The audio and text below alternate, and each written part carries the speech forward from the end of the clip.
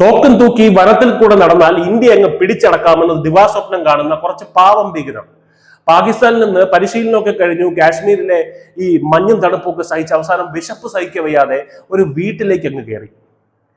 ബിരിയാണിയും കബാബും കിട്ടുമെന്നാണ് കരുതിയത്. പണ്ട് അങ്ങനെ കയറുമ്പോൾ അതൊക്കെയാണ് കിട്ടിക്കൊണ്ടിരുന്നത്. പക്ഷേ പാവങ്ങൾ ഓടിക്കേറിയത് പുലിമടയിലേക്കാണെന്ന് അറിഞ്ഞില്ല. ഉധംപൂരിലെ സാധാരണ ഗ്രാമീണർ ഇന്നലെ ഭീകരർക്ക് നൽകിയത് 8ന്റെ പണിയല്ല, 800ന്റെ പണിയാണ്. സംഭവം ഇങ്ങനെയാണ്. പാകിസ്ഥാൻ സ്പോൺസർ ചെയ്യുന്ന ജെയ്ഷെ മുഹമ്മദിലെ 3 വിദ്വാൻമാർ, കയ്യിൽ അത്യാധുനിക ആയുധങ്ങളൊക്കെ ഉണ്ട്, പക്ഷെ വയറ്റിലൊന്നുമില്ല. മഞ്ഞുവീഴ്ച കടുത്തതോടെ മലമുകളിൽ നിൽക്കാൻ പറ്റാതെ താഴേക്ക് ഇറങ്ങിയതാണ് ഈ സംഘം. മജൽട്ട പ്രദേശത്ത് സോൺ ഗ്രാമത്തിലെ ഒരു സാധാരണ ബക്കർവാൾ കുടുംബത്തിന്റെ വീട്ടിലേക്ക് ഇവർ അതിക്രമിച്ചു കയറി. തോക്ക് ചൂണ്ടി പേടിപ്പിച്ച് ഭക്ഷണം വേണം എന്ന് ആക്രോശിച്ചു. സാധാരണക്കാരായ കുടുംബം പേടിച്ച് വിറച്ച് പിന്മാറുമെന്നാണ് ഇവർ കരുതിയത്. പക്ഷെ ഇവർക്ക് തെറ്റി. ഭീകരർ അടുക്കളയിൽ പാത്രം തിരയുമ്പോൾ നമ്മുടെ ഗ്രാമീണർ അവർക്ക് വേണ്ടി നല്ല സ്വാദുള്ള ബിരിയാണിക്ക് ഓർഡർ കൊടുക്കുകയായിരുന്നു. സ്വിഗ്ഗിയിലും സൊമാറ്റോയിലൊന്നും അല്ല. തോക്കിൻ മുനയിൽ നിൽക്കുമ്പോഴും സമചിത്തത കൈവിടാതെ അവർ രഹസ്യമായി സുരക്ഷാ സേനയെ വിവരമറിയിച്ചു. അതോടെ സീൻ മാറി. ഭീകരതയുടെ ആസ്ഥാനമായ പാകിസ്ഥാനിൽ നിന്ന് അതിർത്തി കടന്നെത്തിയവരാണ് ഈ 3 സംഘം. മഞ്ഞുകാലത്ത് നുഴഞ്ഞുകയറ്റം എളുപ്പമാകുമെന്ന് കരുതി വന്നതാണ്. പണ്ടത്തെ പോലെ കാശ്മീരിലെ ജനങ്ങൾ ഇവർക്ക് ഭക്ഷണം മറ്റും നൽകുമെന്ന് വിചാരിച്ച് ഭക്ഷണമൊന്നും കരുതിയില്ല. പക്ഷെ കാശ്മീരിലെ ജനങ്ങളെ പണ്ടത്തെ പോലെ പേടിപ്പിച്ചും ഭീഷണിപ്പെടുത്തിയും പിഴയ്ക്കാമെന്ന് ഇവർ കരുതിയത് അവിടെയാണ് ഇവർക്ക് തെറ്റിപ്പോയത്. കാശ്മീരിലെ ജനങ്ങൾ ഇന്ന് പഴയതുപോലെയല്ല.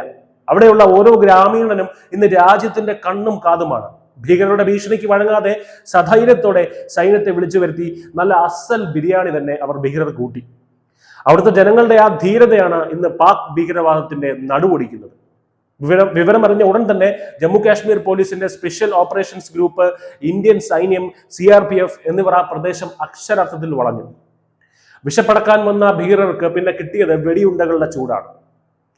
വൈകുന്നേരം 7 മണിയോടെ ജോഫർ പ്രദേശത്ത് വെച്ച് നടന്ന ആ ശക്തമായ ഏറ്റുമുട്ടലിൽ ഒരു പോലീസ് ഉദ്യോഗസ്ഥൻ വീരമൃത്യു വരിച്ചു എന്ന വാർത്ത വേദനയോടെ നാം കേൾക്കേണ്ടി വന്നു. എങ്കിലും ഭീകരർക്ക് രക്ഷപ്പെടാനുള്ള എല്ലാ വഴികളും സൈന്യം അടച്ചു കഴിഞ്ഞു. വനംപ്രദേശത്തെ ഒളിത്താവളങ്ങളിൽ അവർ ഇപ്പോൾ എലിപ്പത്തായത്തിൽ പെട്ടതുപോലെ കുടുങ്ങിക്കിടക്കുകയാണ്. ഇതാണ് ഇന്നത്തെ കാശ്മീർ. അതിർത്തി കടന്ന് വരുന്നവന് അത്താഴം വിളമ്പുന്ന കാലം കഴിഞ്ഞു.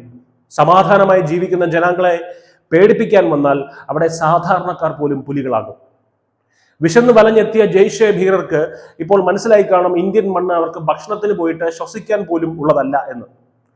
സൈന്യം തിരച്ചിൽ ഊർജിതമാക്കിയിട്ടുണ്ട്. ഒളിച്ചിരിക്കുന്ന ആ അതിഥികളെ അധികം വൈകാതെ തന്നെ അവർ അർഹിക്കുന്ന ഇടത്തേക്ക് അയക്കുമെന്ന് നമുക്ക് ഉറപ്പിക്കാം. ജമ്മു കാശ്മീർ പോലീസിന്റെ സ്പെഷ്യൽ ഓപ്പറേഷൻസ് ഗ്രൂപ്പിനും ഇന്ത്യൻ സൈന്യത്തിനും CRPFനും പിന്നെ അവിടുത്തെ ധീരരായ ഗ്രാമീണർക്കും ഒരു വലിയ salute. News desk, news India Malayalam.